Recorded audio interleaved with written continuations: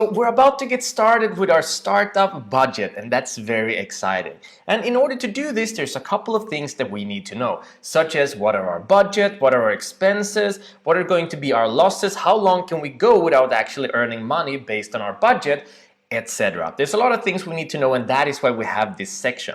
But in this specific lecture, we're going to be looking at the organizing, the template we will be using to organize all of this information. Yes, most of the work here has been done already because there is a template set and ready for you. So organizing wise, we're all set to go. And in this lecture, we're going to have a look at that. We're going to see what we will be going through in the template, how to use the template, and finally how you can get the template, because we will be using this template on all of the upcoming lectures. So let's get started. So first of all, let's look at what we actually have here in the template. Then we're going to look at how to use the template, and then finally how you can get the template. So first of all, we have a couple of different sections in this budget. First of all, we have the budget itself, where we set the budget goal, we get the estimated expenses, etc. Then we're going to look at the startup expenses. We're going to write down what they are. We're going to select if they are important or not important. And this is going to make a lot of sense later on when we understand that we might have to cut some costs.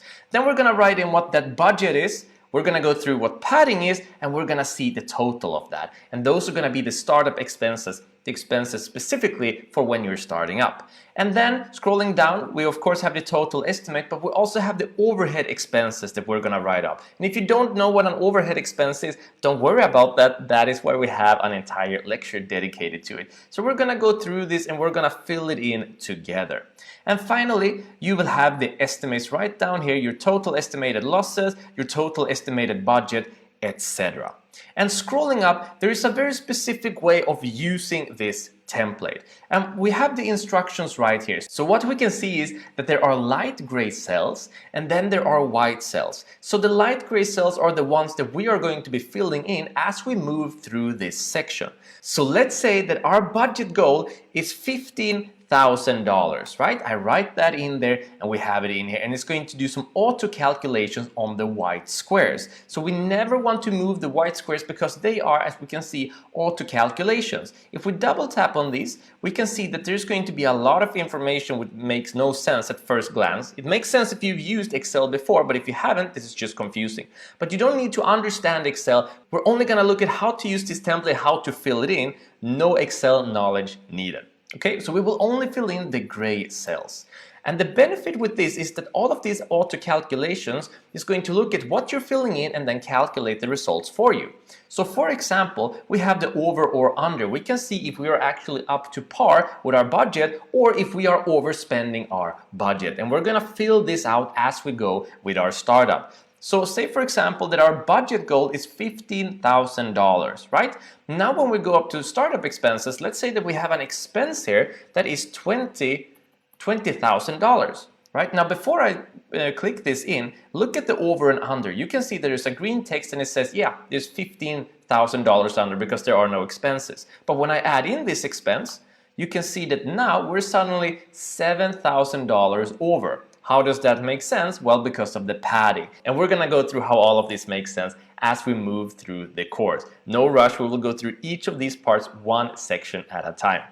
But this is only to understand how this Excel template works if you've never used Excel before. And you'll also notice here that these are in dollar, right? So if you have another currency, we also have two other templates for you. So you can either download the dollar templates where everything will automatically be written in and calculated in dollars, or you can use the euro templates, or you can use the Indian rupee template. And if none of those templates apply to you, if you have a different currency because you're from a different country simply, follow along to the next lecture and we're gonna go through how to set this up specifically for your currency. But if any of these different currencies fit into you, you can skip the next lecture altogether.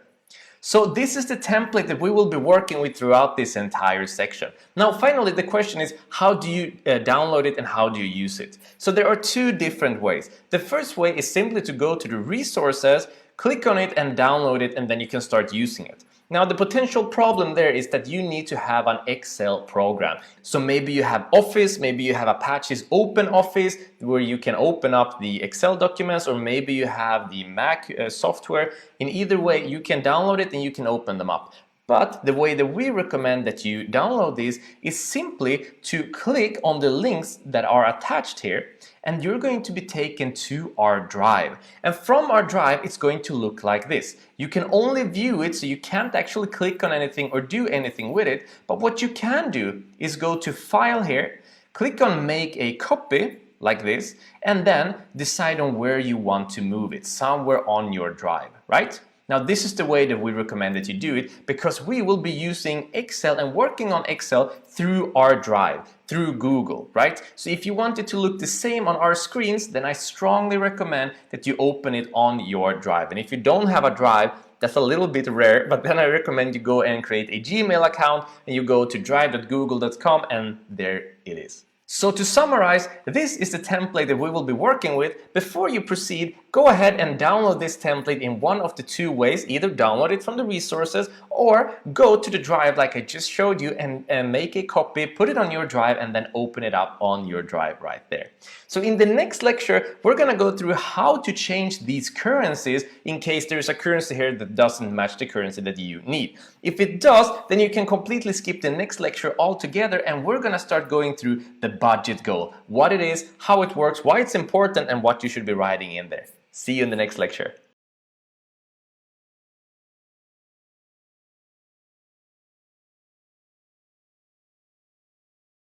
Welcome back. Now, if you already got a template from the previous lecture, I recommend you skip this lecture completely. Because if you're using one of the following currencies, US dollar, euro, or Indian rupee, then there's already a template set and ready for you, and it's in the previous lecture. But if you use a different currency and you want to use your specific currency in the template, stick around and I'll show you how to do that, how to change the currency in the template that we will be using. Let's dive in. So to start off, it's very simple. Download any of the templates, either download them from the resources or use like I showed you in the drive, simply make a copy and open it up on your drive. And it's gonna look something like this. Now what we want to do is change the currency, right? And you're gonna notice that in some of these, even though we don't see an actual currency, there's still going to be a hidden currency involved. So for example, budget goal. If I write in 10,000, for example, you can see that it automatically turns to $10,000. And some of these aren't actually going to be in dollars at all. For example, the padding are in percentage. So that means that we need to be careful in which squares that we change to convert to another currency. Because if we change these to a currency, we're going to mess up the entire formula. Okay? So what we want to do is that we want to select a certain amount of cells. So all you need to do is follow me, do exactly as I do. So I'm gonna click on this one, the budget total, then I'm gonna hold Command if you use Mac, I believe it's Control if you're on a PC, so you can select more. And I'm going to select estimated expenses, estimated losses, total estimated budget, and then over and under. I'm gonna have all of these selected, and then I'm gonna go up to Format, right? And then I'm gonna go into Number. If you're not using the Excel on Drive, it's gonna look a little bit different for you. This is why I recommend that we both use the Excel that comes with Drive. But you're still gonna find a format and a number, and then we're gonna go down to More Formats, okay? And then we're gonna click on More Currencies. So here all you need to do is write in what you're looking for. So say for example that you're looking for Thai baht. So all I need to do is search for Thai, and you can see the Thai baht pops up right here. So all I need to do is click on that, and then I can also change how I want these numbers to appear. So here you see an example of 1000 baht. If I click here, you can see that either I can see the baht symbol first, 1000, and then followed by 2 decimals. Or I could see the THB and then 1000 followed by 2 decimals. Or the THB and the symbol and the 1000 followed by 2 decimals. Or no decimals, or having the baht on the end. Yeah, you can see they're all the same, just that they show differently. So I'm going to stick with the first one because I like to have decimals in it. And then we're going to click on Apply. And there you go. So now all of these have changed currency. Now if I double click here and I write in 15,000, like this, 150,000, sorry. Then it turns to but. You can see we're already changed these ones. Okay, so then all we need to do now is that we're gonna select all of these ones that are in total here, and I'm gonna hold shift and I'm gonna click, so all of these are selected. Then I'm also going to hold command if you're on a Mac, and I'm going to select this one, and I'm going to select this one.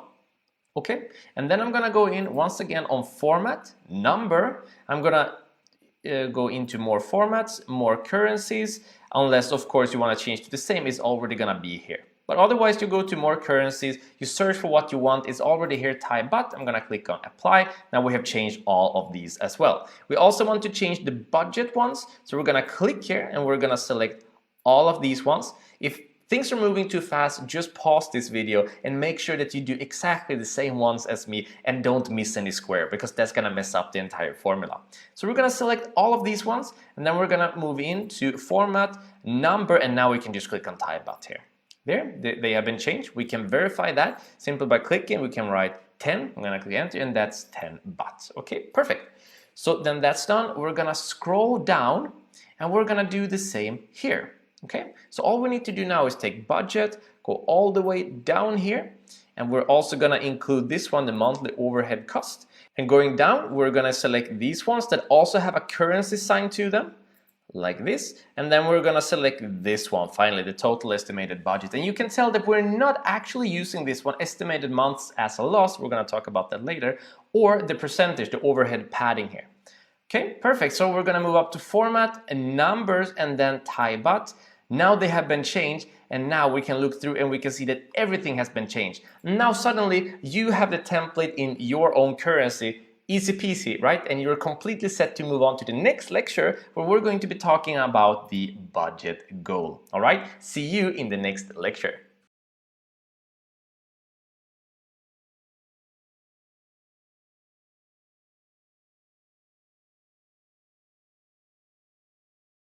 Back. So in this lecture, we're gonna get started with our budgeting. But before we do that, we need to set our budget goal. So let's start off by looking at what it is and why we need it, and then set our budget goal. Let's dive in.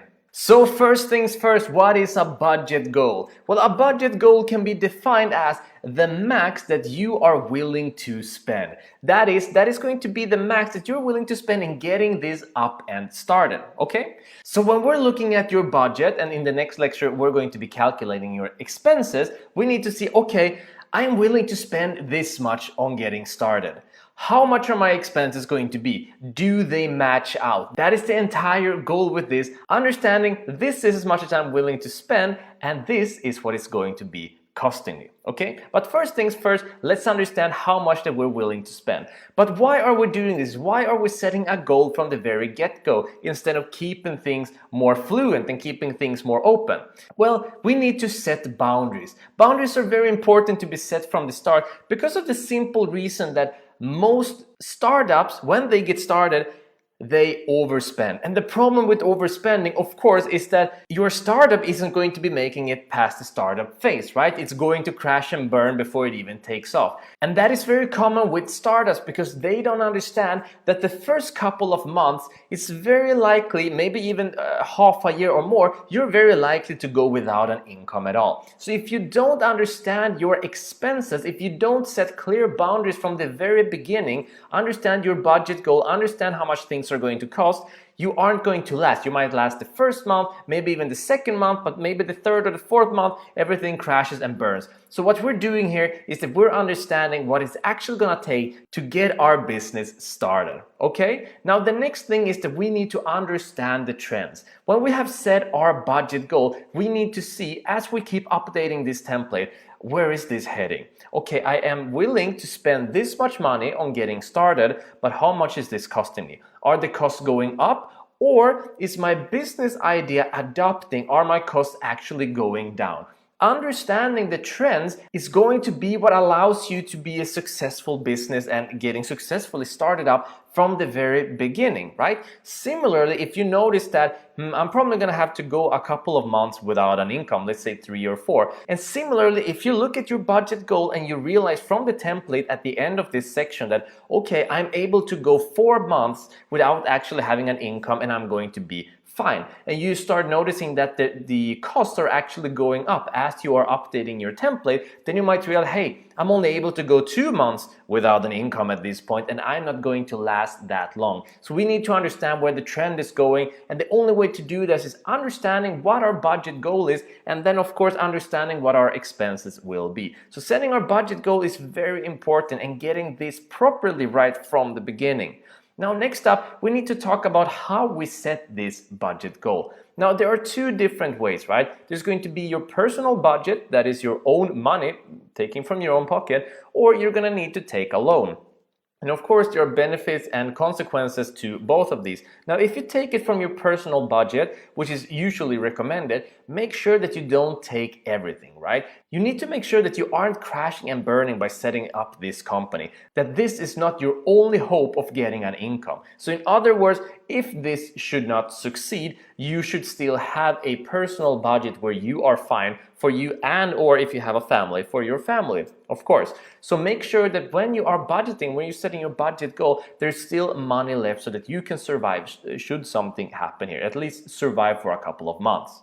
Now, with loans, if you decide to go the loan route, then realize that you're gonna have to pay back that loan. Then suddenly, when you're setting your budget goal, you're also adding the loan as the expense, or as an expense rather. So that means that simply you are loaning money to get started, which is very common, but you're gonna have to pay it back. So be very certain about your idea and be very sure where you're going. So if you're taking a loan, then this becomes even more sensitive. Then we really need to get our budgeting correctly from the very beginning. Okay, so some pros and cons. If you can, use the personal budget, don't go too far, and use the loan if you need it, but be careful with it and understand that it's going to be added as an expense. Okay, and then finally, be realistic when it comes to your budget goal, right? The number one reason why most startups crash and burn, that is why they fail, is because they're not realistic, because they don't understand that costs rack up, right? Over time, a lot of these small things that we buy for our business,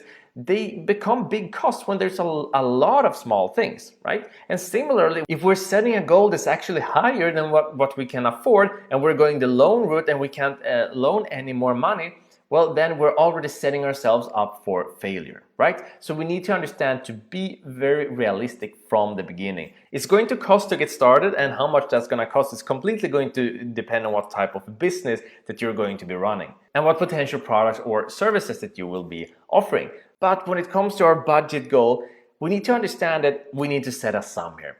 So don't move on to the next lecture before you have set your budget goal. So we're going to go ahead and do that. So here we are at the template and we're about to set our budget goal, right? Now, if you haven't done your calculations yet, if you haven't checked your personal budget, if you are deciding to go on the loan route or not, well, then you need to do that right now, right? Don't move on to the next lecture before you have your budget goal in mind. So when it comes to the average, we're going to be looking at average here in order to apply to as many people as possible with our examples. Most small businesses that start up, speaking in dollar, are going to range from $1,000 to $5,000. But of course, there's a lot of businesses that range up towards 10,000, 100,000, and it can scale very, very high. But generally, it's somewhere between 1 to 5,000 and sometimes up towards 10,000. So we're gonna go the middle route here, and we're gonna write 5, 1, 2, 3, and then hit enter. If you don't know how to edit a cell, you just double click on it and then you write in the number. Then you can hit enter, and then we're all set. All right, so at this point we have set our budget goal. This is the very max that we are willing to spend. Next up, we're gonna look at our estimated expenses, right? And we're going to start filling these up and categorizing them as important or not important. And then we're going to see if we are over or under what we've been planning. So this is very, very exciting. So I'll see you in the next lecture when we start looking at the expenses. See you in the next lecture.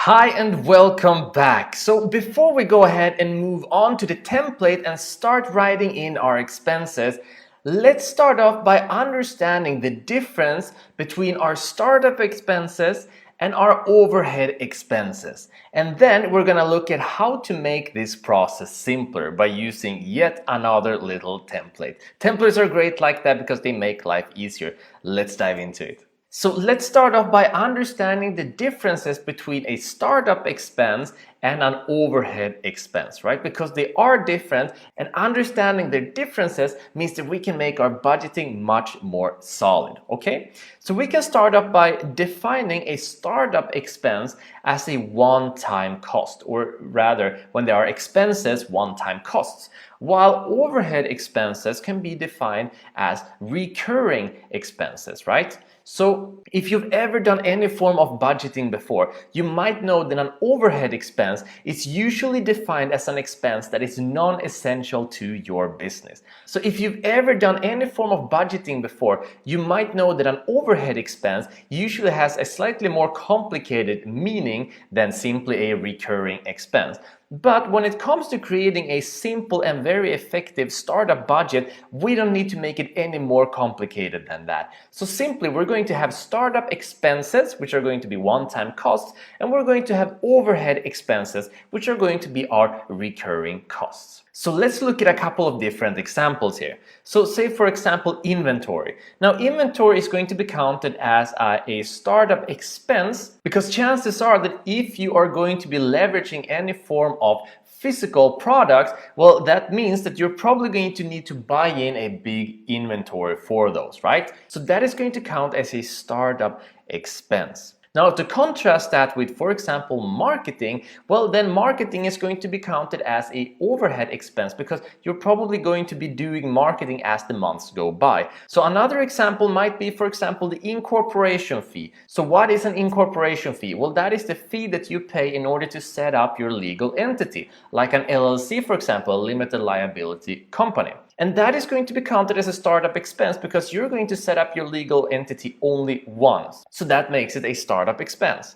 Now, for a overhead expense, we might have the payroll. Now, if you have any employees from the get-go, you're going to need to pay them from the start, right? As every month go by, you need to keep on paying them. Otherwise, they're not gonna stick around and they're certainly not gonna be happy. And then take another example. You might have a startup expense as setting up your website, for example, but you might also have an overhead expense as your website. Now, the difference might be, for example, that if you go ahead and you sign up for a long-time contract with a website host, and that website host and the domain name are the only fees that are going to be associated with your website, well, then those are startup expenses, right? Because they will be one-time costs. Or rather, if let's say that you have a 2 or 3 year contract for your website and you pay that in a clump sum, that is paying all of it, all of the cost at once, well, that means that it's no longer an overhead expense. It's all been paid at once. But it might turn into an overhead expense later if you would change that payment method. But similarly, if you were paying it month by month, then it would turn into an overhead expense. And similarly, you might have certain plugins, or you might have certain additional functions to your website. You might be hiring a designer, you might be hiring someone to take care of that website. Well, if they are doing that on a monthly basis or on a recurring basis rather, then your website becomes part of the overhead expense. And of course, as we write this out in the template, we need to be very precise on how we write this. We know exactly what it is. So in order to make this process as simple as possible, what we have done here is that we have created a template for you. And it has two parts. It has the cost part and it has a budget part. And the budget part is only an estimate of how much this certain cost, or rather expense, you can use any word, expense or cost, how much they are going to take of your budget. Now remember, they're only estimates and they're only recommendations. They're not set in stone, but they're great guidelines. So let's start off here. For example, we have market research. Now, some startups need to do their market research, and the market research has a very variable cost because some people do their own market research. And if you do your own market research, then it's not a cost at all. You don't need to write that up anywhere. But if you need to hire someone to do the market research for you, well, then it turns into a cost. And if you hire someone else to do the market research and you get all of that research at once, then it might be a startup expense, right? But if you hire someone to do market research on a monthly basis, then suddenly we have an overhead expense. So you see how they're different here. Next up is the incorporation, that is creating your legal entity. And the average cost for this is about $300. This is going to be completely different depending on which country you are from and depending on what type of legal entity that you're creating. But this is an average cost, right? These are only estimates. And next up is equipment. So the equipment is, well, what do you need to get your business up and going or use throughout for your business? And that is going to be a complete variable. So for example, if you were to be a photographer and you were going to be selling your pictures online, as an example, you would need a camera and you would probably need certain lenses. So all of those would be different equipment costs. But if you have a digital product that you're selling, you might have little to no equipment at all. So it can range from very small of a cost to very big of a cost, depending on what your idea and what your business and startup is. And then we have the inventory. So for example, if you are planning on selling some form of physical product, you're going to need to buy in those physical products and you're going to need to store those physical products, and this usually takes a big chunk of the budget. So usually this is going to cost about 15 to 25% of the budget. It doesn't mean that it needs to cost this much, it doesn't, but these are great guidelines. It means that if you notice that your inventory is actually costing you about 50% of your budget, then you're probably taking a too big of a chunk of your budget to your inventory, or you might notice that, hey, your budget is too small for this idea or for this specific inventory. So these are just guidelines, but I would not go much higher than 25% here. And then we have a website. Now we already spoke about a website, but generally they're going to cost about $40 approximately for a year. But then again, website can come with many different parts. So you might have someone who's going to design the website for you. You might have a lot of different plugins. You might have a certain host. You might use dedicated hosting. So that's going to cost you a lot more, right? So it completely depends. But on average, if you're just going to get a website up and running, it's going to be about $40 for a year. Let's say that you're using Bluehost. And then we have the marketing, and the marketing is going to be everywhere from 0 to 10% of your budget, because a lot of people, especially nowadays, they do their marketing by themselves. So that means that it's not going to cost you anything. But then again, some people want to use advertising, and if you're using advertising, it's going to be costing you. Okay. Then we have insurance. You need insurance, and insurance usually ranges between $1,000 to $1,500 a year. And of course, this ranges between what type of insurance you're getting and of course between which countries. And not all people use insurance, but it's generally a good idea. Remember, these are only guidelines. Next up, we have taxes. We're all paying taxes, so I put that as a variable. So for example, the corporation tax in Cyprus is 12.5%. Corporation taxes in Sweden, I believe, is around 22%. So that's already a very big difference. So it's very hard to say here what the taxes are going to be for you, but you need to know these, right? These are going to be a part of your expenses, right? And then we have shipping. If you do any form of shipping, you need to understand that then it's going to be very variable, right? Especially a variable depending on how much you will actually be shipping each month. And if you're not shipping anything, if you got a digital product, well, then that's a simple one, right? Then that's a zero. And then it's the travel. If you're traveling, if you have a certain service, well, then you might be traveling a lot to perform that service, especially if you're holding retreats or you're holding some certain lectures or workshops, etc.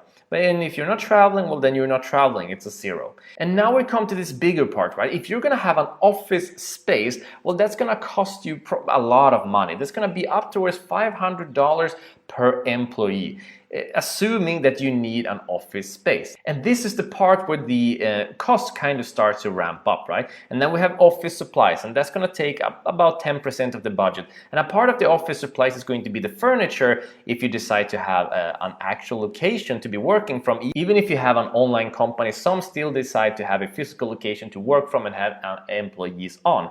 But you don't need to, but there's a possibility to if you want to. And office supplies usually 10% of budget, including the furniture in that. And then there's the utilities, right? And in those utilities, you also need to understand that if you do have a physical location in this case, you still need to pay for gas, you still need to pay for water, and generally looking, that's going to be about $200. But again, that's going to vary very widely. And if you're not going to have a physical place, then there's no utilities that you need. right?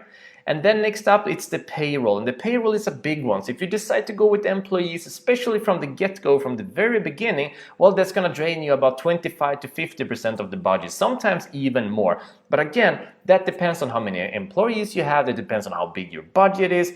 But generally, if you are above more than 50% of your budget to your employees on a monthly basis, of course this is an overhead expense, you're probably going to run into problems.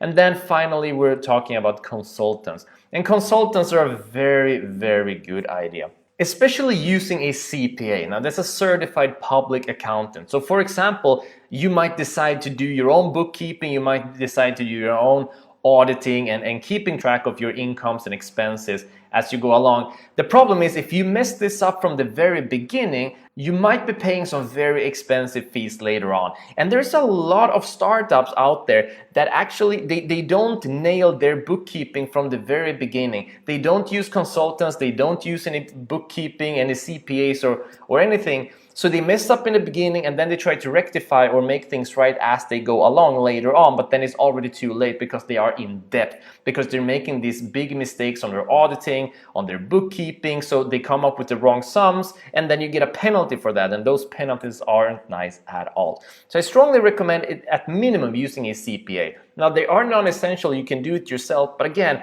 is it worth your time? You have to question that. So this expenses template will exist in the resources. You can grab it, check it out, and then you need to understand what is a startup expense and what is an overhead expense, and if any, right? And now, once you started looking through this, we're going to move on to the next lecture and we're going to start actually setting out these expenses, starting with, like we spoke about in the previous lecture, starting out with the startup expenses, okay? We're going to use the example of selling a software, right? So we have a startup where we're going to be selling a software. So let's see what kind of expenses might be needed for such a startup. And then after that lecture, we're going to be setting up our overhead expenses as well. So hope you're excited. Grab this template, check it out, and then move on to the next lecture and start filling out the startup expenses with me. See you in the next lecture.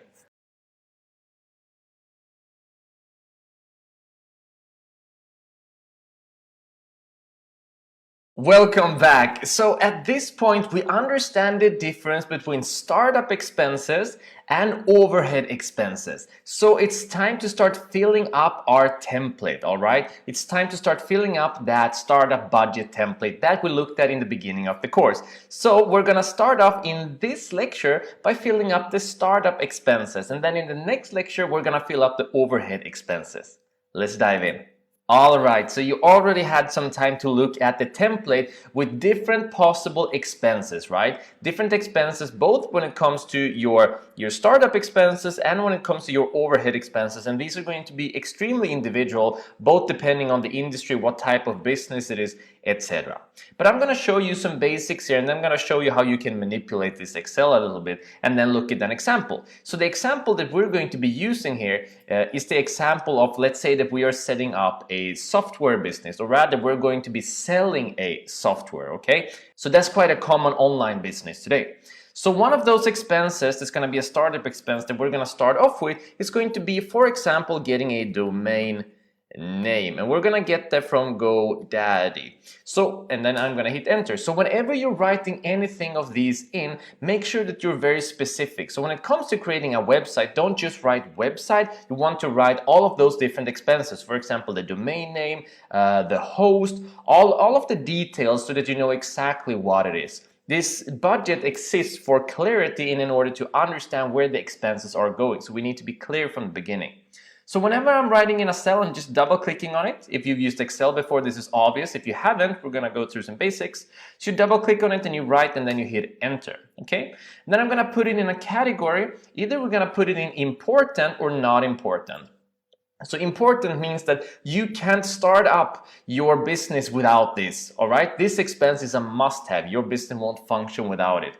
And not important is going to suggest that, hey, this is going to be of massive benefit, but I can do without it. All right, so those two are the differences in between them. So a domain name I'm gonna need, because I'm gonna need to have a website, and I can't have a website without the domain name. So I'm gonna put this in important. And I already know that the domain name costs $10. I just need to write 10 here and then hit enter, okay?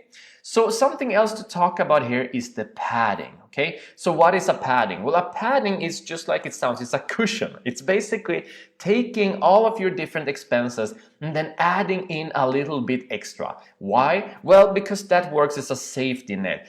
Basically, every single startup wants to spend more than they can afford.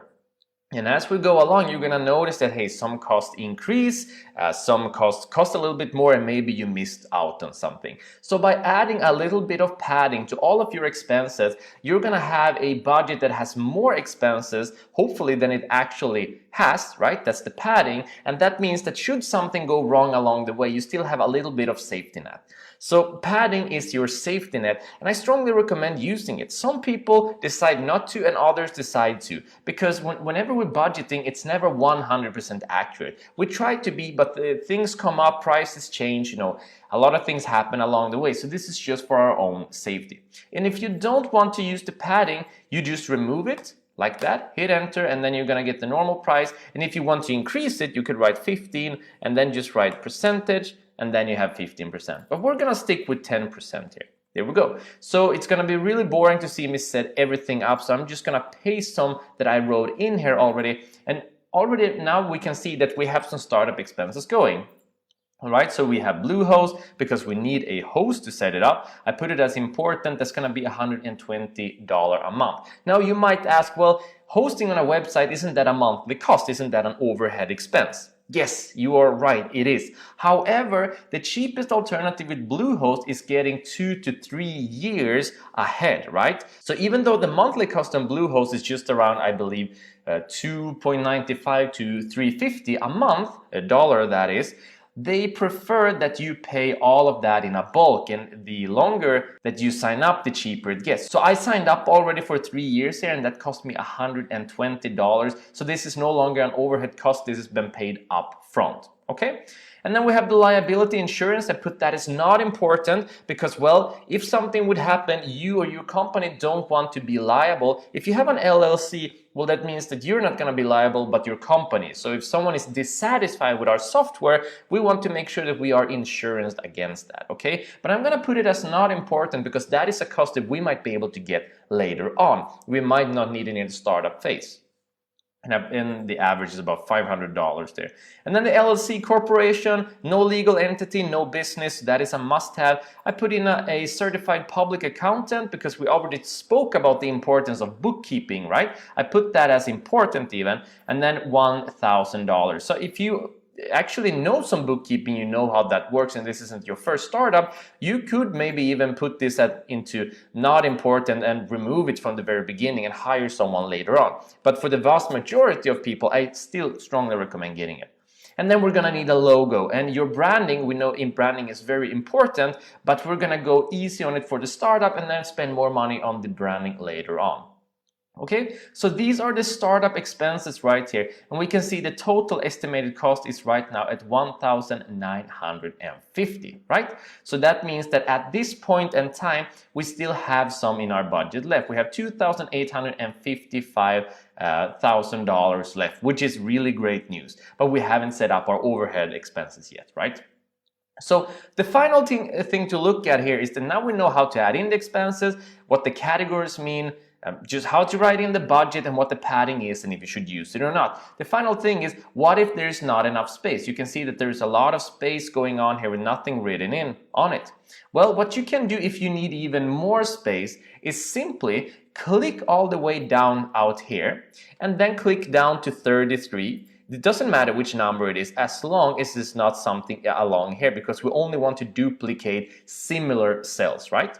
So all I did to do there was I clicked here and then I hold down shift and I click here, and then I'm gonna right click and I'm going to click insert 7 below. Okay, I'm gonna click there and boom, we have a couple of more, right? Now the problem is, as you can see, there's no sum here and there's no percentage here. So if I want to add the very same percentages here all the way down, all I need to do is click on one here, just like this, And then we can see that there is a blue square here. So I'm going to click on it and hold and then drag it all the way down to the bottom just like that. And then we get 10% on all of them. And remember, these have formulas, so we don't want to play with these. And if I double click on them, you can see that there are formulas there and we're not going to play with those. So what do we do about these ones? Well, we do the very same thing. So I click on this cell and then I hold in the blue square and I drag it all the way down, and there we go. And now these work perfectly fine. So if I write in a number here, for example, $10, we can see that it says 11 here because it adds the 10% padding. So this is how you add more cells should you need them, right? But we're not going to need them, not for this example, so I'm going to remove them and take them all back. But that is how you do. So go ahead and set up your startup expenses already. Remember, this is an interactive course, step by step, so do this with me. And once you have set up your startup expenses, then move on to the next lecture and we're going to start setting up the overhead expenses together. All right, see you in the next lecture.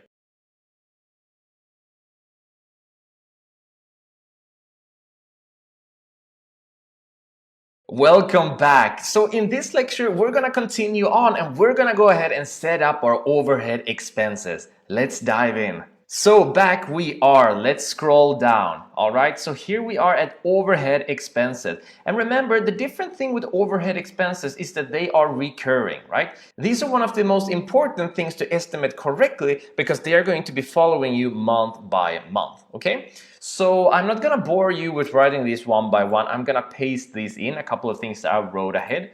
So we're going to use a CRM, which is a customer relationship manager, which is really going to help with all of our clients and keeping an eye on all of the history and just getting more leads and getting quality leads, seeing where we are in the sales funnel, all of that good stuff. But I put it that's not important because these are all things that I can do without, right, for selling our software, but it's really going to help out, and that's $30 a month. I put a Google Drive because it's going to be a lot of uploading of important stuff. It's $10 a month. I'm gonna hire in a virtual assistant that's gonna work for a maximum of $300 per month for me. And he or she is gonna help me with all sorts of things, everything that I need, both when it comes to marketing, handling contacts, building on the software itself, and helping the website that we're building rank. All of those important things. And finally, Ahrefs, which is going to help with ranking our website. Now, if you don't know what some of these are, that doesn't matter at all. The main thing here is just the expenses, right? So we have a budget, $30 a month, $10 a month, $300 a month, and then $99 a month. Only one of these I deem important, that is the virtual assistant, because that's going to save so incredibly much time and do a lot of important tasks that's going to take this startup to really set up, like help out with the social media platforms for the marketing, which doesn't cost anything, but the virtual assistant costs, of course, but helps out with so many more things. So I deem the virtual assistant very important because it's going to take too long to do everything myself. So right now, scrolling down, we have a monthly overhead cost at $439 a month, okay? So that means that each and every month that ticks on is going to cost $439. So right now we have a total estimated budget at $2,145, and we can see that this over and under hasn't changed. And that is because if we scroll down, there is one more thing for us to fill in. And that is right here. Estimated months at a loss. So the question is, how long is it going to take for us to get our business started to, at the very least, break even? To have an income that's going to allow us to cover up the monthly overhead costs. And then, of course, we want to start earning some serious profits along the way. But the first goal is understanding, when will we break even? When will we earn at least $439 per month? Until we reach that point, we're going to go a certain amount of time, a certain amount of month, where we are going to go at a loss. And depending on how many months that is, we're going to write in that number, and then we're going to check to see if our budget is able to cover that. Okay? That is a big part of why we're doing this budget. So of course the question is, well, how on earth do you know how many months that we're going to need to go before we earn any money? Well, we need to do some calculations before we know that. And all of those calculations are in the next lecture. So what I want you to do right now is go ahead and fill in your overhead expenses just like this. And when you have done that, then we're going to move on to the next lecture and we're going to start calculating and estimating our months at a loss. Very important and very exciting. See you in the next lecture.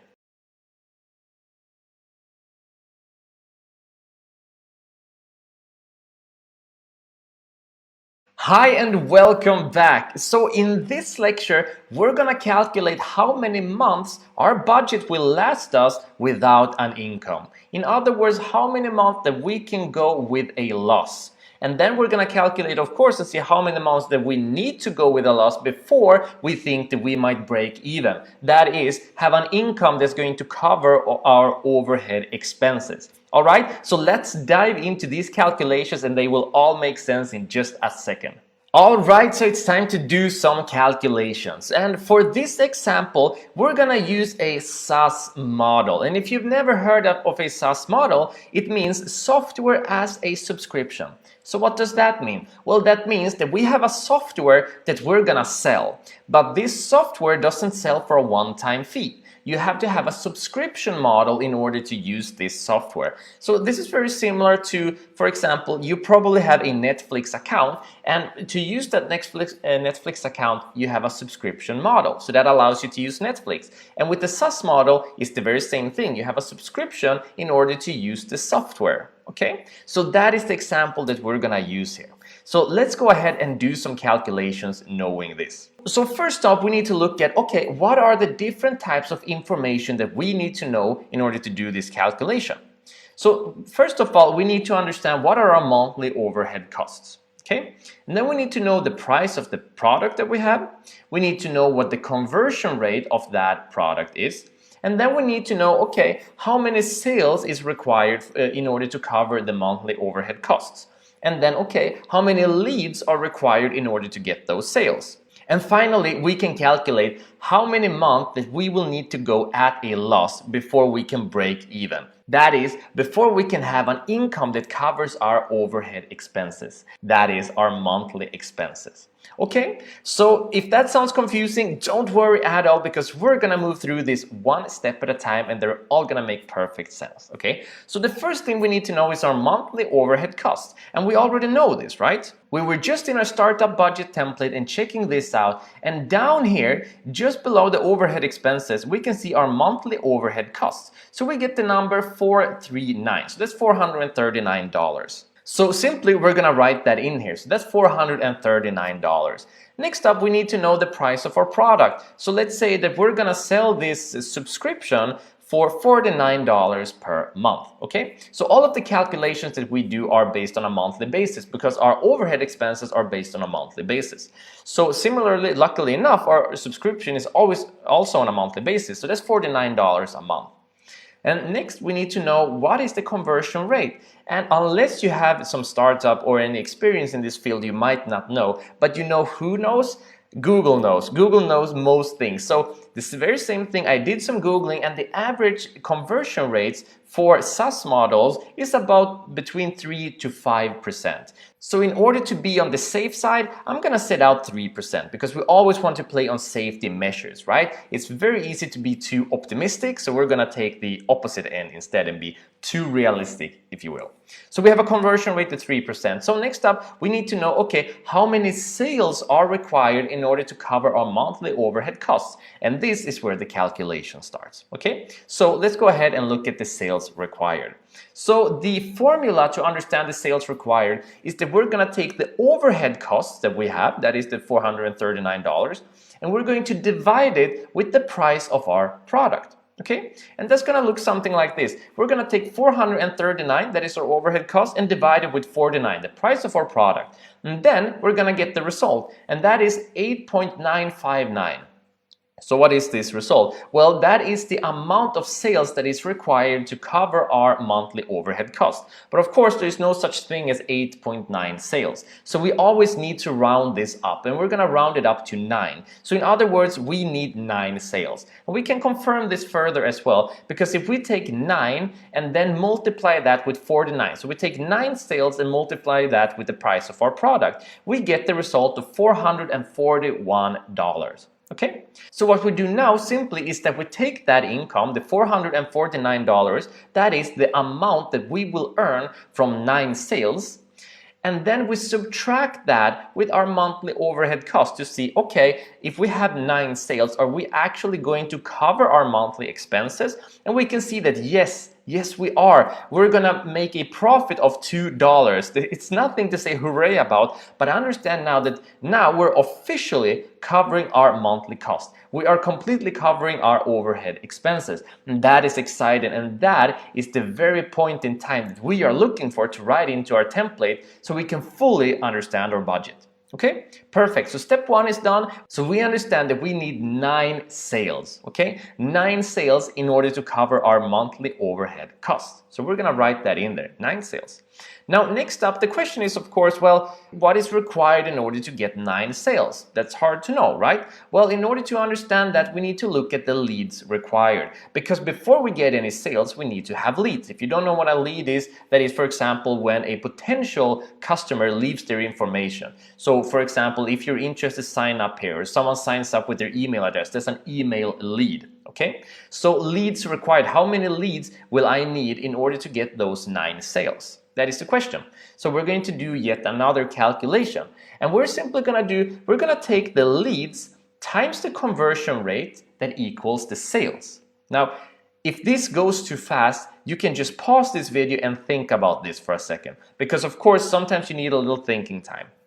But it is the leads times the conversion rate equals the sales. So what does this mean? Well, that means that the formula looks something like this. That is why I have written a Y, because we don't know what the amount of leads are yet. Okay, so the Y represents the leads, which we don't know what they are yet, times 0.03, and that is 3%. You always write in the decimals when you write percent, equals 9, and 9 is the amount of sales, right? So then the question is, of course, what is Y? What times 0.03 equals 9? Well, that number is the amount of leads that are required. So if you have a pretty good mathematics mind, you might realize that, well, 3 times 3 equals 9, right? But we're in the decimal, so I actually need to play in the hundreds because I need to jump 2 moves to the left. So that means that 300 multiplied with 0.03 is going to equal 9, right? We're just playing with the decimals here, with the zeros. So yes, 300 times 0.03 is 9 sales. So by now we know that, okay, there's going to be 300 leads required in order for us to get those 9 sales and then cover our monthly overhead cost, okay? So we're gonna write that in. So leads required are going to be 300. So then next up, we want to see and fully calculate, okay, so how many months do we need to go at a loss then before we start to break even? Now we've got some very important information. So that formula looks like this. You take the leads that you have and then you divide that with the estimated leads gained in a month. So then, of course, the question is, how do I know the estimated leads gained in a month? Well, as you understand, we can't know for sure because you haven't started up your business yet, so you don't actually know what the actual results will be. If you have any previous data, you might use that. But at this point, you actually need to make a guess. How many leads do you actually think that you might get per month? Okay, so that is going to decide the entire calculation here. And it's very hard to be correct. But if you already have a list of people or a list of companies or any marketing or anything done previously, well, then you already have your list, right? And you can start counting those as leads, assuming that they are leads. But if not, you're gonna have to make some assumptions right here. And the assumption that I'm going to be making here is that, okay, I'm going to assume that I might be able to get 50 leads a month. I might not get 50 leads the first month, I might only get, let's say, 25, but as the months roll on, I might be able to get 50 and then maybe later on 75, etc. So they start to snowball. But I assume that on average, for the coming month, maybe even for the coming year, it might average around 50 leads per month, okay? Seems reasonable with the marketing done right. So then what we're gonna do with the calculation is that we're gonna take the amount of leads required, that was 300, and we're going to divide it with the estimated leads that we estimate we can gain in a month, and that is 50, and then we're gonna get the result of 6. Okay, so that means that the answer that we've been looking for is 6. We assume that we can now go 6 months at a loss. Okay, very exciting. So that means that after 6 months, we are gonna start breaking even, and that is very exciting. So let's see what that means for our model. So we're back here and now we actually have something to write in. So what I'm going to go ahead and do is move down here to estimated months at a loss. And I'm going to write in 6 because that's what the calculations told us. And now I'm going to hit enter. And now we're going to get some calculations here, right? So you can see that there's one calculation here, and that's $2,634,000. That is the pure number of 6 months. But then there's also an overhead padding here of 15%. So why is there 15%? Well, honestly, a lot of accountants say that when it comes to your overhead padding, 15% is a good number. And since we are not accountants, I simply trust them. They do the budgeting solidly. So we're going to go with 15%. That's what we've been rolling with. And I think that works well for a lot of different startups. There's a lot of startups using this as a golden rule. So we are going to as well. So 15%, that makes it at $3,029. So what's exciting now is that if we scroll up, we can see, okay, so how is this budget realistic or not? And right now we can see that, hey, this is actually costing us a little bit more. This is going a little bit too far, okay? And that is a problem because from our calculations, we need to be able to go 6 months at a loss. And with this current budget and with these current expenses, we are not able to do that. So that means that the company would break down before it even properly launched. So we need to do some changes. And the first thing I'm going to look at is, okay, which are the ones that I deemed as not important? We have the liability insurance right there. And then, of course, we have the Salesforce CRM, the Google Drive, and the Ahrefs. So what I'm going to do here is that I'm going to decide that, okay, I will remove the liability insurance because even though an insurance is great, I'm going to get that once the business is up and running and once I start making an income. So I'm going to add this on as a later on expense. So right now I'm going to have this as not important, and then I'm going to go here where it says budget. I'm going to click there, and then I'm just going to hit the delete key. Poof, and it's empty. And now we can see, okay, our budget just changed. Now suddenly it says that we are $375.90 over. So that means that from these calculations, we are currently able to go at a loss, okay? Or at a loss of 6 months rather. And that is exactly what our calculations brought us. And that means that this budget, based on what we have right here and right now, is fully functional. And those are some great, great news. Now, if you think that all of this looks very complicated, don't worry about it. We have created a template for you that you can use to do your own calculations. It's much, much, much simpler than it sounds like whenever you hear it the first time, because there's a lot of numbers flying around and you get a little bit confused. But when you take these one at a time, and then when you get the calculations right in front of you, just like you see here, it actually becomes super easy. The key here is take it one step at a time, and I promise you, this will be super easy. Now, if you're happy with this calculation, and this calculation being specifically for a product, you can skip the next lecture. But if you do have a service instead, then the calculations are going to be a little bit differently. And in the next lecture, we're going to look at how to do these calculations for months at a loss if you have a service that you're offering instead of a product. But if you are not offering a service, you're offering a product, then you can skip the next lecture. If you want to go for the service, I'll see you in the next lecture.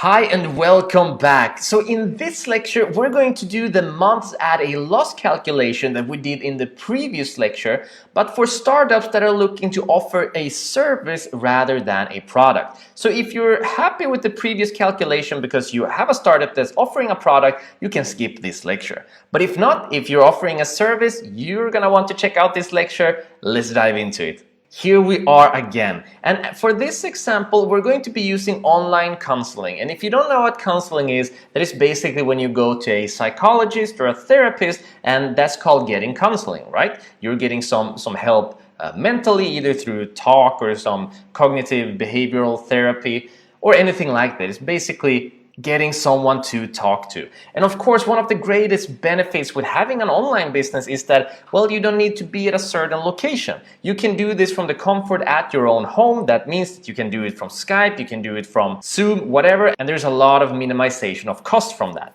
So we're gonna use this as a very good example, I think. So of course we need to know a couple of things before we can do the proper calculation. And the first one, just like previously, that's the monthly overhead cost. And next one is the price of service. So we're looking at the price of your service rather than the price of product in this case, right? Because you're offering a service. Then we need to know your conversion rate, and then we need to know the amount of clients that's required. So in the previous example, we were looking at the amount of sales that were required, but here we're looking at how many clients that are required, because we are dependent on our clients when we are in service occupations and we're creating service businesses, okay? And next up, we need to look at the leads required and then the months at a loss. So by understanding the clients required, we can understand the leads required, and then once again, we can understand how many months we need to go at a loss before we start to break even. Okay, so let's start once again. So we know already that it's $439. We're gonna use the very same sum so that you get a good contrast here.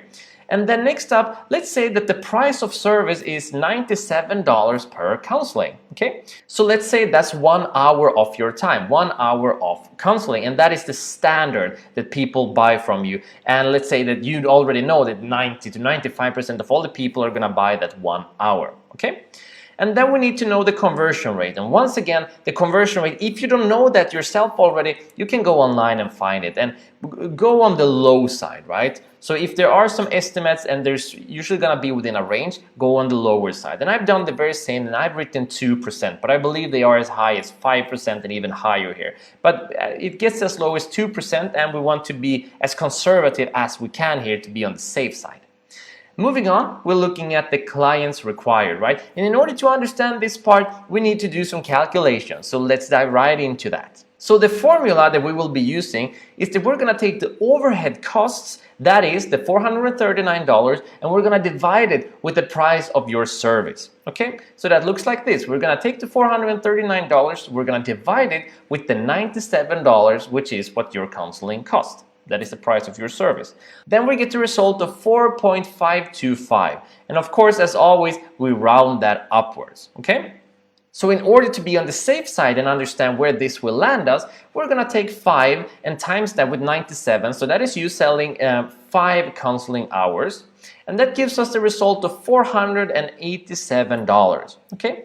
So now if we take $487, what we assume that we will be making, and divide that with our overhead cost, we can see that, yes, if we have 5 counseling hours, we will be $48 above our budget. That means that we're more than breaking even. We're really good to go here. So that means that now suddenly your services are actually paying for your monthly costs, for your overhead costs, okay? So we understand that we need 5 of those counselings, okay, in order to properly break even. So that's perfect. Now we know that we need 5 counseling hours. And here is where things get a little bit tricky, right? So if in your industry, that means that one client comes to you and has one of your services a month, then this is very simple. Then the answer is going to be 5, right? But what happens that if each and every one of your clients has at least 2 counselings with you per month? Well, that's gonna change things up a little bit, right? Because that means that the amount of clients required is no longer 5. That means that we need to get a different number. So assuming that all of your clients are going to have at least 2 sessions per month from you, maybe that's a part of the deal, or maybe that's just the industry standard like with certain hair salons, you need to take that into your calculations. So what we're gonna do then is that we're gonna take those 5 counseling hours, and then divide it with 2. That is the amount of counselings that each client is going to have per month. And then we're going to get the result of 2.5. So what does 2.5 mean? Because you can have half a person, right? Well, that means that you can actually have 2 clients that do the standard, that is 2 counselings a month, while you can also have 1 client that only gonna do 1 counseling a month. Let me give you an example here. So a similar calculation existed for me when I worked as a personal trainer. So the vast majority of people are going to have 1-hour sessions with me. But there are a few exceptions that instead would have half-hour sessions with me. So for all the calculations, I would use the full sessions as a standard, but then there were the exceptions who had half of a session with me, right? So it's perfectly valid here to write 2.5 because some people, some clients are not going to have 2 sessions a month with you, even though that might be the standard. Some might only have 1. So by writing this in and adding that to clients required 2.5, we know that we need to have at least 2 clients that is going at the normal pace of 2 sessions a month, while also having half a client, if you will, or rather a client that will only have a counseling with you once a month. Okay, so 2.5 is going to make perfect sense here for clients required if it means that these clients are having more counseling with you per month. And the only one who knows what the industry standard of how many counselings or how many sessions or how many of your services that you need to give them per month is going to be up to you, what the standard is, right? So here we're going to say that it's 2 and that's going to give us the result of 2.5 to also allow for an exception. So clients required is going to be 2.5, 2 in normal pace and 1 that can go at half pace. And then we're going to be fully covered, we're going to break even with our budget.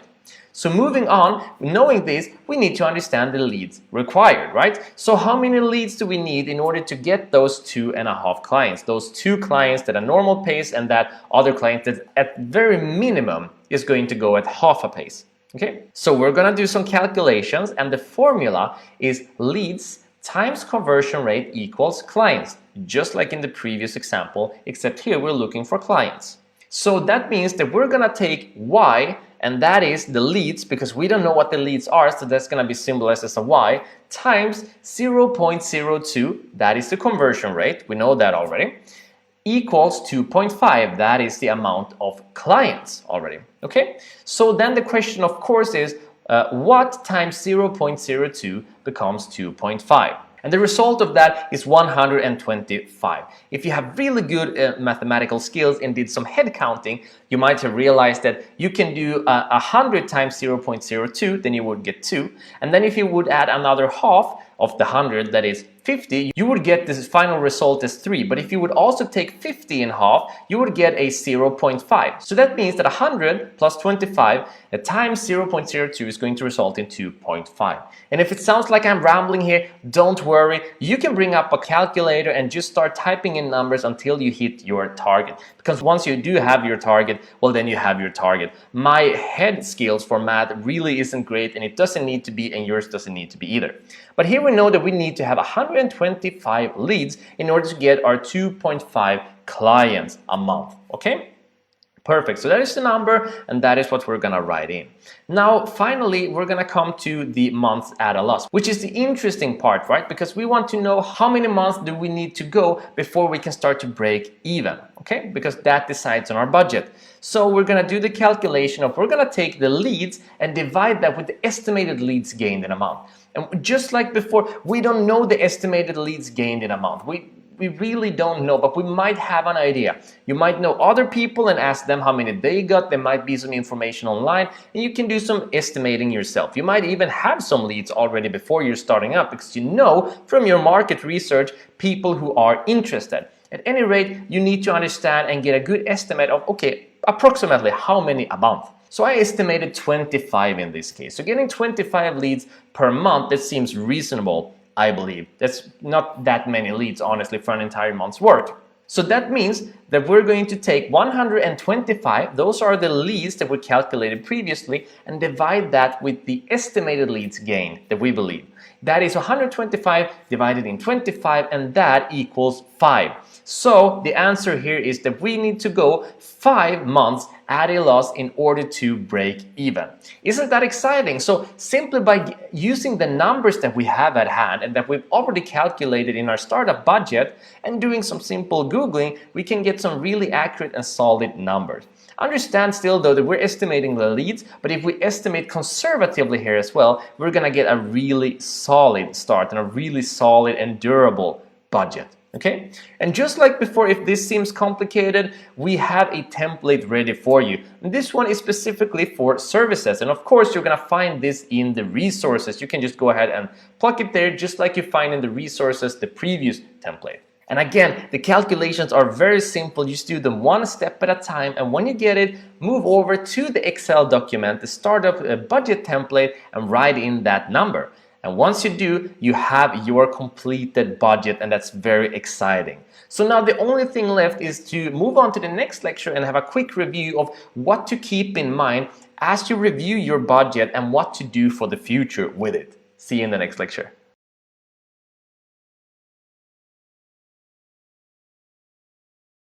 Okay guys, in this section of the course we're gonna go into something that can seem a little bit hard or difficult in the beginning, and also on how to scale your business even further down the line, which is pricing. So let's dive into it. So we all know that pricing our services can be pretty hard. We don't know where to begin, and in this section we are going to make it as clearly as we possibly can for you, so you know exactly on which model that fits you the best, because there are different types of models. There, like any other businesses, there are hundreds of different pricing models, but we are having the 3 best for you to start with, and also to scale your business if you are more a bit advanced with your digital marketing agency. Now these are the 3 ones that we are going to talk about. Now we have charging by the hour, we having project-based pricing, and something called value-based pricing. And we're going to dive into each one of these in single videos in upcoming lectures. But just know that there are different types of pricing models, so there's not one fits all. Now, what types of pricing that you're going with is actually depending on what type of services that you can provide to your client. Now, let's say that you're doing SEO, search engine optimization. You're an expert in that. Maybe you can take one type of pricing model for that. Or maybe you're doing chatbot marketing. Maybe you're doing social media for a company, or you're doing maybe web development. You're creating websites. Now the pricing model, or how much pay you can take, depends on your services that you can provide. And it also depends on the type of client that you're working with. Let's say that you're working on, if you look on this picture, on the left hand side of this picture it says startup, and on the right hand side it's a bigger company. Maybe you're working for a startup that is not having too large budget to maybe put into their marketing. Then you may have to go with a certain pricing model so they feel more secure. Maybe the hourly pricing model is a little bit better for them, and maybe they can cancel at any time. Or I don't know, maybe they're having a large budget.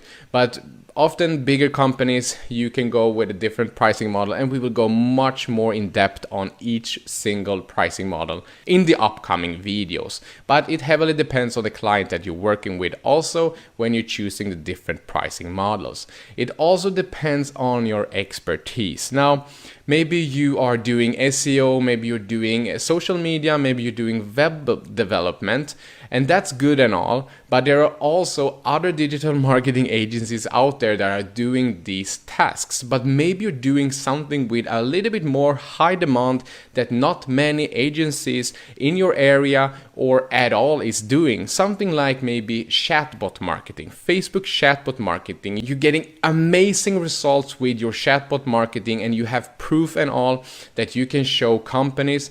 Then if you're an expert within that field, you're more likely to get the job, right? So it depends on different things, like on your services that you can provide, on the clients that you are working with, and also on your own expertise. Now you need to keep on testing when it comes to pricing, because it's like you begin maybe at one level and then you end at one level. In the beginning you're not an expert, and then you cannot go into different types of pricing model based on that. Maybe you're not an expert, or maybe it just fits your business to work on an hourly basis. It comes down to keep on testing and trying out things. Don't be afraid on testing different pricing models. Now it's time to dive into the first pricing model a little bit more in detail, which is the hourly one. So see you in the next lecture, guys.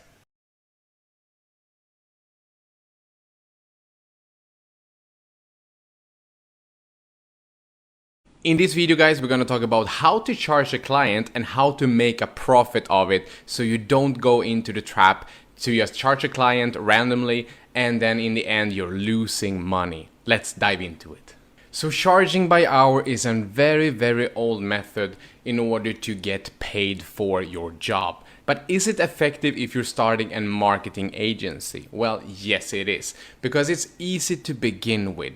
Now it's easy to count the numbers plus, minus and divided, and to get an understanding on how much money you can make in the end of the year and how much money your client has to spend in order to get the job done. So it's a very easy method to begin with. Now it's a very easy way to sell also to a client. Let's have a look at an example here. Now let's say that you're making social media management for a company. You are working 40 hours a month for this client and you are getting $100 an hour in pay. Now both you and your client knows what the price is, right? So this is how you can divide up those hours. Now 20 hours on Instagram management and 20 hours on a Facebook page management. And both you and your client knows that this costs $4,000 for the client and you will get $4,000 in your pocket for this job. Very easy to sell, right? Now, a great thing about this is actually that you can add hours to your project. So you are getting paid for every single hour that you're putting into this work, which is a difference to another type of thing that we will talk more about later, which comes down to value-based and performance-based charging when it comes to your clients. So you are sure that you're always getting paid for every single hour that you're putting into a project. Now, there are some pros and cons to this, of course. Now, the pros in the top right corner, you can see it's simple and straightforward. You know what it is and your client also know what it is that your client has to pay you, and you know what type of amount that you're getting into your bank account, which in the end leads to it's easier for you to count out your profits. It's easy to sell to your clients and you get paid for every single hour that you put in. Now the cons with this could be that there's no motivation for you to work hard or fast, because the harder and faster you're working, the less you're getting paid, right? Makes sense. And then it's extremely challenging to scale. We will talk more about in another lecture on how to scale your company in order to charge the right amount of money for any project that you're doing for a client. And this of course comes with experience and you knowing exactly what you're doing and what results your client can expect. But we will talk more about that later on. And not only is it extremely challenging to scale because you know what to expect, right? What type of money are you getting into your pockets? You don't get paid for non-billable hours, like when you're managing your agency, when you're doing admin work, and also when you are managing your business, etc. So these are the pros and cons. You can pause this video and just look at this little chart on the right hand side and decide for yourself if this is something that is good for you, if you are in the beginning of the journey, or maybe you're having more experience under your belt and you don't want to go with this method. It's totally up to you and maybe to your business partner. Now what we're gonna do now, guys, is pretty heavy. Now we're gonna go into some mathematics on how to understand how you can charge by the hour and still make a profit. So let's have a look at the next point. How to price. Now look at this. So I've made a calculation for you in this table that you can use at any time if you would like to calculate on how to charge a client per hour. So you would like to know how many hours are you or your employee are going to work. And then you would like to know what that person's salary a year would be. Now, if you know how many hours and the salary, now we need to calculate the profit, okay? But we're gonna start on the left-hand side of this table, that is the hours. If you look on the left side of this table, now you can see that we're calculating everything here based on a full-time job. Feel free to pause this video at any time. I know this could be a bit overwhelming, but we're calculating this on a full-time job. A normal full-time job is between 35 hours to 40 hours a week, which comes down to multiplied with 52 Yes, you can pause this video at any time, but it comes down to around 2,000 hours a year. That is how much a normal person is working on a full-time job. All right. But that is not the whole truth. You cannot calculate on those 2,000 hours because things happen in life, right? Things like you getting sick and you're having holiday. So we're taking minus 400 hours for sick days and for holidays, etc. And then it comes down to working hours, which is 1,600 working hours per year.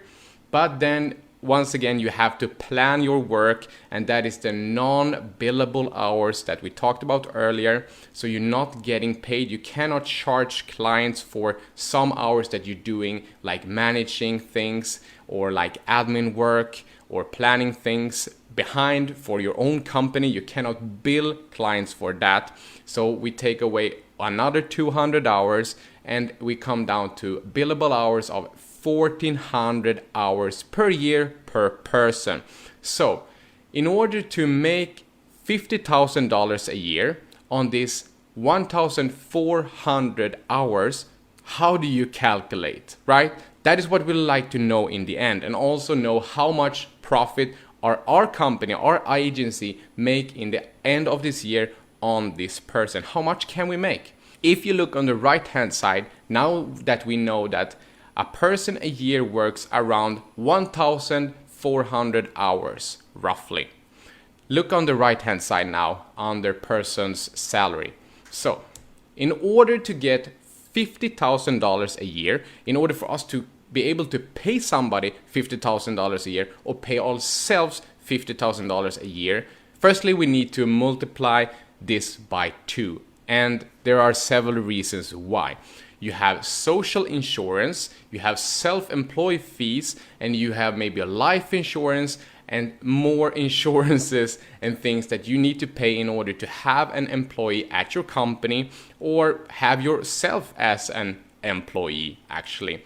So we're calculating the salary per year that we would like to pay our employee or ourselves times 2, which comes down to $100,000 a year. That is how much money we need to make in order to pay $50,000 to a person a year. Now, once again, you can pause this video or you can rewatch this video to understand the calculation process that we're going through here. Now, let's move on. We would like to make a profit, right guys? We would like to make money on our employee, right? Yeah. So this comes down to, we're calculating that we would like to make a 20% profit per employee. That includes us if we are self-employed in our company. So we're adding another 20% on this $100,000 a year, which comes down to $100,000 times 1.2, which comes down to $120,000. This is how much we need to make in order to pay our employee or ourselves $50,000. All right, I hope you bear with me here. Now, we can also add in like usage of programs and tools we're using in order to manage our digital marketing agencies and doing tasks for our clients. And if we would like to put in maybe a bonus for ourselves or for our employees, we're adding another 10%. Now, this is totally up to you. You don't have to add anything here. You can add 10%, you can add 20%, depending on how much you're spending on your tools and your programs, and if you would like to pay out a bonus. Totally up to you. But I'm doing this in this example to just clarify everything for you, to make everything as clear as I possibly can. So with that knowing, next one is, then you have to multiply $120,000 times 1.10. That is the 10% extra that we just put on. And then it equals $132,000. That is exactly how much money we need to make per employee in order to pay our employee $50,000, in order to pay our employee $50,000 a year. Now, how much an hour do you need to charge your client in order to make a profit from this? Okay, look at this. So we're having $132,000, right? We need to divide that with the hours on the left-hand side that the employee or ourselves are working a year, which is 1,400. So if you look in the bottom corner of this table right now, you can see $132,000 divided by 1,400 hours equals $94 an hour. This is how you're calculating on how much an hour you would like to charge a client for the work that your employee or you are doing on a project in order to make a profit. So how do you know how much profit you're making out of this? Well, it's pretty clear, right? Because if you look in the middle of the screen to the right, you can see for profit 20%. All right. So the profit for us would be $20,000 a year. That is how much money our company is making on one employee with this model. Now you can customize this model just the way you want to after maybe your needs, your services, or maybe the country that you're working in. Maybe you're working in another country, then you cannot charge your client this amount of money, or maybe you can charge even more amount of money. That is totally up to you. This model is just for you to have an understanding on how you can calculate how much money you're going to charge per hour. And in this case, it comes down to $94 an hour. Now, a conclusion. Okay, so look at this. The conclusion is to make $50,000 a year yourself, or to make $20,000 a year per employee for your company, you need to charge, in this case, $94 per hour of work. Now, I really hope that this entire video makes sense and that you are able to use this model yourself to calculate the profits and how much you can charge a client for an hour of work. So, with that said, why should you charge by hour? Well, it's easy to begin with. It's easy selling point actually for you with your client. And you can also add hours to your product so you make sure that you're always getting paid. Pros and cons, we already went through that. And then how to price. This is the model that we're using when we're charging a client. And this is a model that I assume that you would like to use as well. Now you can pause these videos anytime, and you can also rewatch this video to make sure that you understand everything that goes into this calculation. So with that said, see you in the next one, guys.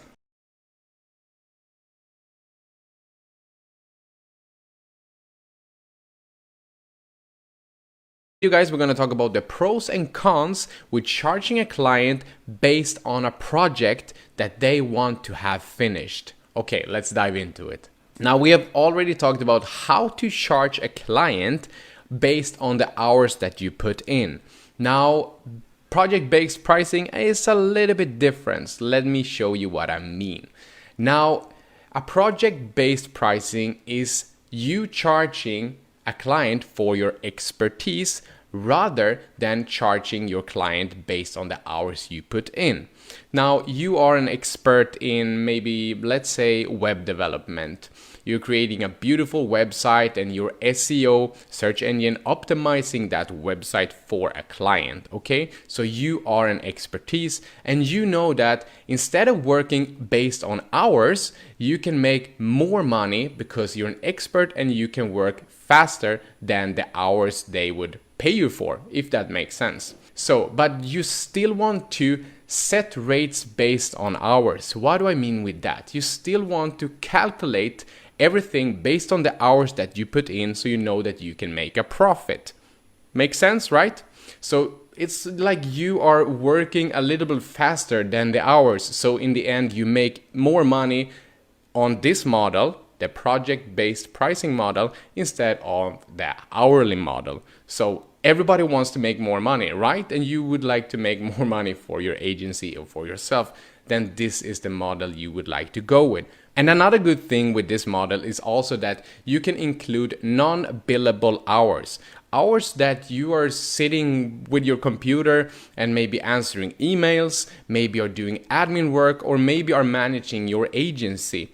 These hours are not included in the hourly model, but you can calculate them and include them in this model because, hey, life is what it is. And your days doesn't always goes as planned, do they? No, because sometimes a project, maybe you're having a client that would like you to maybe put out like 10 Instagram photos and like manage their Facebook page or whatever, then this is the project they want you to do. And maybe they are calculating this on like 20 hours, but it takes you maybe 25 hours in the end. So before you say 20 hours, have in mind that, hey, this maybe take 25 hours. So always include a little bit more hours. So if you're making it within 20 hours or 15 hours, then awesome. You have made even more money and not based on your hourly work. But if you are sitting there and you have like worked 24 hours and it was calculated on 20 hours, then you have lost money. So always add some more hours to make sure that you will get paid for the non-billable hours as well. Now let's talk about some pros and cons here. Now, pros are pretty simple. It's a simple model and it's quite straightforward. You're meeting up with a client and you say, hey, what do you want? And they are telling you what they want you to do. They want you to manage their social media marketing, for example. And you're saying, okay, this is my price for like 10 posts and maybe for setting up a profile on YouTube or LinkedIn, Pinterest, or whatever. And it's pretty straightforward. You're telling them the price and you're negotiating, right? And then it's easier for you to scale than the hourly model. So this is basically, it's easier for you to make more money if you are an expertise and you know what you're talking about, you know your calculations, etc. So this is like, you need to be a little bit more advanced maybe when it comes to this project-based pricing model. The cons are, it's easy to underestimate how long the project will take. That is also a reason why you always would like to add in some more hours there so you're on the safe side, so you always are making a profit out of this. Because it's easier to underprice yourself, and in the end you're sitting there and you're like dragging out your hair from your head and you're like, why didn't I added some more hours? And maybe the first time won't be the best for you, and maybe over time, if you're doing a project-based pricing model for your agency, you will get better on it, right? So it's easy also to scare away clients with high prices because it's more like a one-time fee. And you're saying, hey, I want $10,000, and it's like, whoa, no, I don't want to go and agree on that. But it can also be a pro because then they know, okay, it's a one-time fee. So this is the pros and cons. Now, who is this model for? Well, let's see. So it's best for more experienced agencies. Now, you don't have to been in the game for like 10 or 15 years to be a more experienced agency. Maybe you just are an agency that you know what you're doing basically. You have maybe been working on specific kinds of project earlier, maybe you're a web developer and you know exactly how long time it takes for you to create and develop a website. Then this is a good method for you. Or maybe you are an agency that are working on deliverables. That means that, for example, you are that web developer and your client would like you to create 10 websites of the same. And you know that, hey, this is gonna take me maybe 10 hours per website, 200 hours. So you can easily calculate how long time this is gonna take you, and then maybe you pay for, let's say, 300 hours in your head. You know what I mean? So this model is, if you're a little bit more experienced agency, then this model is going to work out good for you because it's more scalable, which means that in the end you can make more money. Hope this makes sense. So charge this project-based pricing if you're more of an expertise, but always count and set rates based on hours. The model that we were talking about in the earlier video. Go back and see on how to calculate if you don't already know that. And also don't forget to include non-billable hours. That means add a few hours here and there in the project to make sure that you in the end are making a profit. Go and look through the pros and cons again if you're not secure. And who is this model for? Hey, it's you if you're more of an expertise within a field and you know how long time your project is taking, and also you know that in the end you will make more money than you're losing, right? Okay, so I hope this video helped you and I hope to see you in the next one.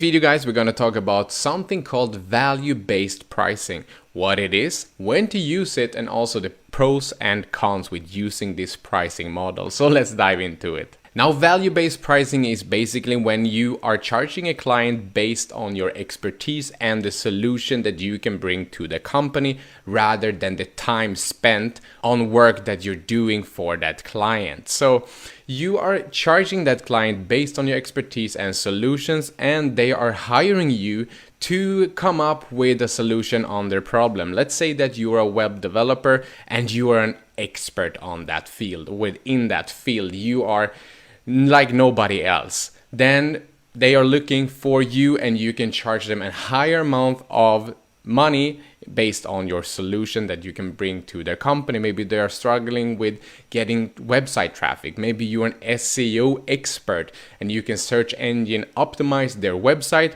for them to get more clients or more leads in the future. Then you are the solution of their problem. You need to have a special skill. What do I mean with that? You don't want to be like a general agency with like people on different places and all over the place. You need to be like laser focused with a special skill. Maybe let's say that you are doing social media marketing for a company. Then you need to be a true expert within that field, and you do want to show off some kind of proof and or results of maybe earlier clients that have gained like this amount of leads or this amount of money based on maybe your Facebook ads or Google ads, etc. So you need to bring some kind of testimonials and some kind of proof to the table when you're negotiating with these clients or potential clients. So you need to charge for your expertise and solutions, not based on the hours that you're going to put in. You need to have a special skill and you need to have proof and or results of what you've done earlier. So what are some pros and cons with using the value-based pricing models? Well, here they come. So the pros is that it's the most lucrative pricing model to go with out there on the market, because you are getting a lot of pay if you're negotiating with a client to get the right price, because most of the clients are willing to pay you a high amount of money in order to be the solution to their problems. Makes sense, right? And it also is the easiest pricing model to scale your business because you're getting paid based on your expertise rather than your time. Now, let's say that you're developing a website and you're doing some SEO work for this company and you're driving them clients. You say, hey, you're gonna get like 100,000 more visitors to your website this month if you just let me to do the work. Now, maybe on an hourly basis, this could take you maybe, I don't know, let's say 40 hours. Now you know that it's going to take you 40 hours. So instead of going with an hourly pricing model, like just charging the client for 100 hours, you could like maybe charge them for, let's say 100 hours without them knowing, because they are so keen on letting you be the solution to their problem so they can pay not whatever, but almost whatever. So if you're an expert within a field, you know your numbers, this is basically the best pricing model for you. Now, some cons with this pricing model, the value-based pricing model, could be that it can be hard to sell if you don't know how to negotiate, how to sell it into a client. Because, hey, maybe you are saying like, I'm gonna give you this and this amount of leads or this and this amount of new clients if you're letting me do the job. But Can they really trust that if you're saying like, it's going to cost you like $10,000 to do this? And then it could be a turnoff for them if they don't really trust your expertise. So it could be hard to sell in if you're not good at negotiating and if you don't have enough proof of earlier results. That to say. And another con could be that the demand must be high in order for it to be lucrative. Now you can be an expert within a field, a specific field, you can have some special skills and you know that you get results. But if the demand from the clients aren't too big, then you will be out of job, right? So make sure that whatever you're doing within digital marketing, your demand has to be high. So who are these models for? Well, it's pretty simple. It's best for agencies with expertise in a specific area. Now, if you're doing general jobs like SEO, web development, maybe some social media marketing here and there, maybe you're not an expertise already yet, but maybe you will become one. Or maybe you're doing, let's say, Facebook chatbot marketing, which you will learn inside of this course. That's a pretty high demand right now, and that field is getting even more popular for each day that passes. So if you're having some kind of expertise in any specific area, this is a great model for you. And also agencies that are working in special niches with high demands. Let's say that you're working with, let's say, a restaurant, and you're having these chatbot markets that are driving traffic or they're driving people to that restaurant, and you can show proof of that. And there's not many agencies around you that can show this proof actually. So you can show the restaurant that you're getting money into their pockets with driving customers to their restaurant for eating. So in general, what the value-based pricing model is that you're charging your clients based on your expertise and your solution. You need to have some kind of special skills in order to go into these pricing models to make it lucrative and to make it profitable for your business. You need to have proof of results when you're doing these pricing models, when you're negotiating with potential clients. And the pros and cons, we just went over them. You can rewatch that section if you're not secure if this pricing model is something for you. And who is this pricing model for? Well, agencies with expertise and agencies that are working within special niches and are able to close a good deal. And you also do want to have some type of experience within your field in order to close a deal like this. Hope this video makes sense. Hope to see you in the next one.